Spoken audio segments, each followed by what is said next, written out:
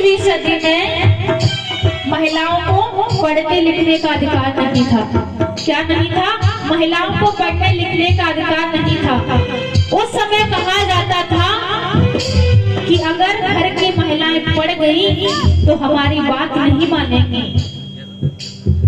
कुछ लोग कहा करते थे कि औरत को पढ़ाना बंदर के हाथ में उस तरह देने के बराबर होता है, इसीलिए महिलाएं पढ़ करके क्या करेंगी।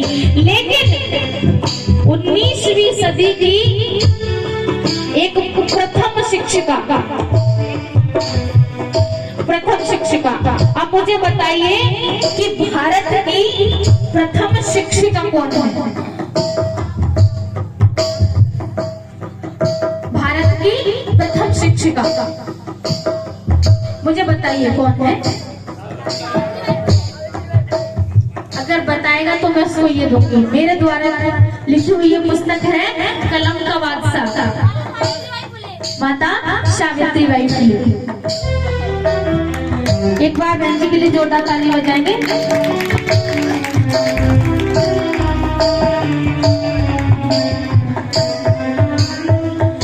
यानी कि माता सावित्रीबाई फुले जो घर घर जाकर के महिलाओं को शिक्षा दिया करती थी, और साथ ही साथ आती है 19वीं सदी की फातिमा शेख, जिन्होंने माता सावित्रीबाई के साथ मिलकर के और ब्राह्मण से लेकर के वाल्मीकि तक की महिलाओं को घर घर जाकर के शिक्षा दी। ऐसी माओं को मैं नमन करती हूँ, झुक करके प्रणाम करती हूँ कि आज वो हमें जीने की एक राह बता करके गई। इसीलिए कहूंगी अगर आपको ये ज्ञान ना मिलता, आपको ये शिक्षा ना मिलती तो क्या होता? पैर की जूती होती नारी पहन के फेंक दिया जाता, समझ खिलौना तब नारी को खेल के तोड़ दिया जाता, खेल के तोड़ दिया जाता, खेल के तोड़ दिया जाता। यानी कि ये शब्द हमारे महापुरुषों की है, जिन्होंने हमें ऊंची ऊंची मंचों पर बोलने का अधिकार दिया, खुद कष्ट झेले, दुख झेला। पता है जब माता सावित्रीबाई फुले पढ़ाने के लिए जाया करती थी तो अपनी ही कुछ महिलाएं उन पर कीचड़ फेंका करती थी, गोबर फेंका करती थी, कहा करती थी आ गई मास्टर ने हमारे बच्चों को बिगाड़ने के लिए। अरे हमारी लड़कियां पढ़ लिख करके क्या करेंगी? लेकिन आज उनकी देन देखो, आज हमारे समाज में बेटियां IAS, SP, doctor, collector, master, professor बन जाती हैं। ये किसकी देन है? सावित्रीबाई फुले की, जिन्होंने घर जाकर के महिलाओं को पढ़ाने का काम किया, शिक्षा देने का काम किया। इसीलिए कहूंगी पैर की जूती होती नारी पहन के फेंक दिया जाता, समझ खिलौना तब नारी को खेल के तोड़ दिया जाता, खेल के तोड़ दिया जाता, खेल के तोड़ दिया जाता। और नीच कहा जाता नारी को, नीच कहा जाता नारी को, पशुओं में गिनती होती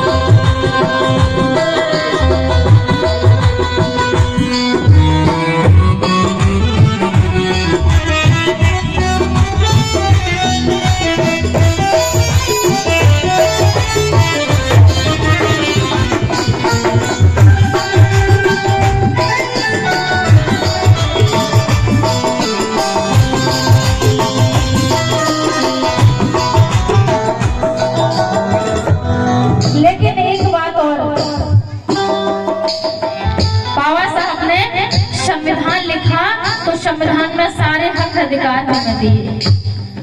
महिलाओं के लिए बाबा साहब ने हिंदू कोड में लिखा, और पता है उसमें क्या लिखा बाबा साहब ने?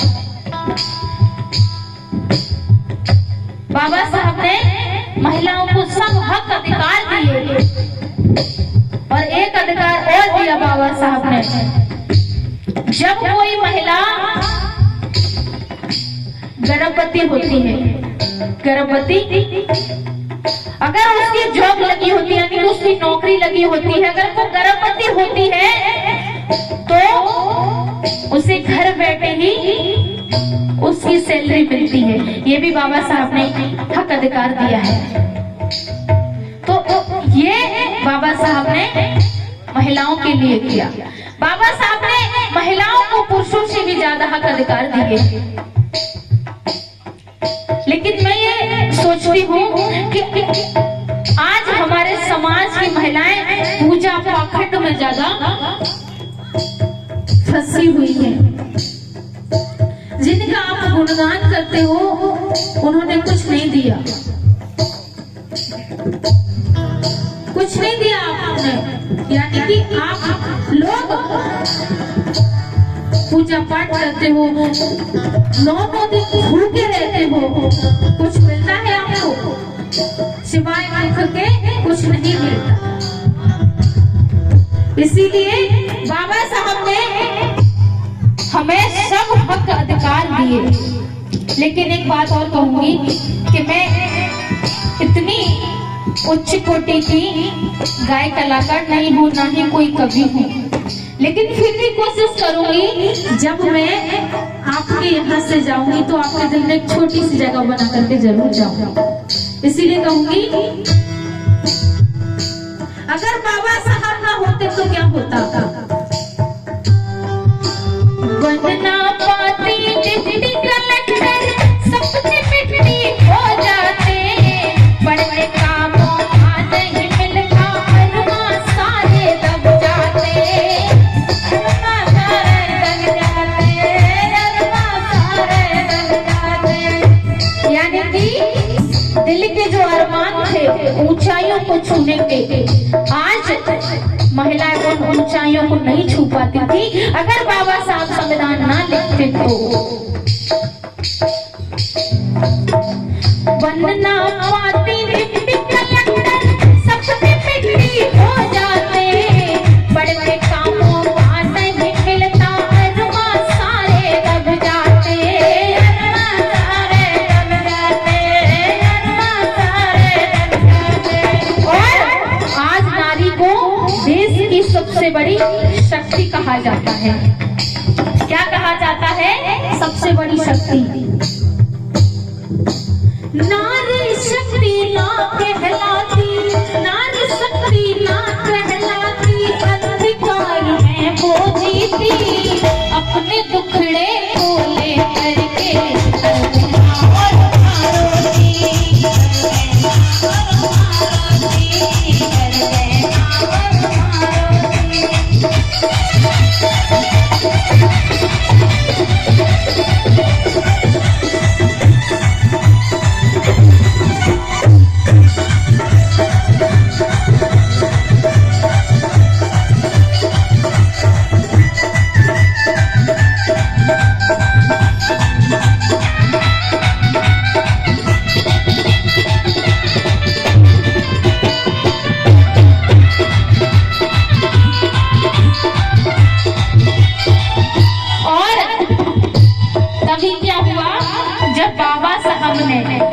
हम लोगों के दुख और दर्द को देखा तो क्या किया?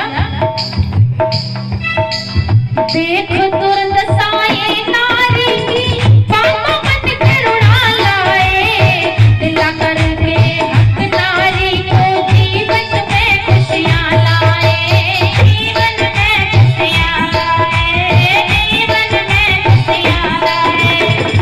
यानी कि बाबा साहब ने नारी की दुर्दशा को देखा तो बाबा साहब ने क्या किया कि उनके लिए हक अधिकार दे गए। तुम्हें पता है माता रमाई उनके उनके लिए खाने के लिए रोटी और पहनने के लिए एक अच्छी साड़ी भी नहीं थी। जानते हो रमाई कौन थी? रमाई कौन थी? मुझे हाथ उठा करके बताओ कि रमाई कौन थी? कौन थी? एक बार अक्कल जी के लिए जोरदार तालियां बजा दीजिए। बाबा साहब की पत्नी माता रमाई, तो उनके लिए खाने के लिए अच्छा खाना और पहनने के लिए अच्छी साड़ी भी नहीं थी, लेकिन आज वो तुमको अच्छी से अच्छी साड़ी पहनने का अधिकार दिलवाता है। माता रमाबाई जब अपनी अंतिम सांसें गिर रही थी तो बाबा साहब से एक ही बात कह रही थी कि साहब जी, जितना दुख, जितना दर्द, जितना कष्ट मैंने उठाया है, समाज में एक ऐसा काम करके जाना, इस देश में एक ऐसा काम करके जाना कि जितना दुख मैंने उठाया है, इस देश की कोई भी महिला इतना दुख ना उठाए साहब। बस मैं आपसे यही कहना चाहती हूँ साहब कि इतना सा मेरा काम कर जाना। तो बाबा साहब ने क्या किया? तुम्हें पढ़ने लिखने का हक दिया, ऊंचाइयों को छूने का हक दिया, अच्छे से अच्छे वस्त्र गहने और खाना खाने का अधिकार दिया। लेकिन आज कहीं पर बाबा साहब की चर्चा होती है तो आप लोग नहीं जाते हो। अरे क्या कर दिया है बाबा साहब ने? लेकिन दिन तमाशा हो रहा होता है तो पूरा का पूरा गांव जाएगा वहां पर, क्योंकि वहां नाचने वाले आते हैं, नाचने वाली आती है। लेकिन जहां पर जीवन जीने की एक कला सिखाई जाती है, एक शैली सिखाई जाती है, वहां पर कोई नहीं जाता। इसीलिए हमें अपने महापुरुषों की विचारधाराओं को अपने जीवन के अंदर ग्रहण करना पड़ेगा, उन्हें अपने जीवन में उतारना पड़ेगा, तभी हम इस जीवन का कल्याण कर सकते हैं। इसीलिए बाबा साहब ने क्या किया? देख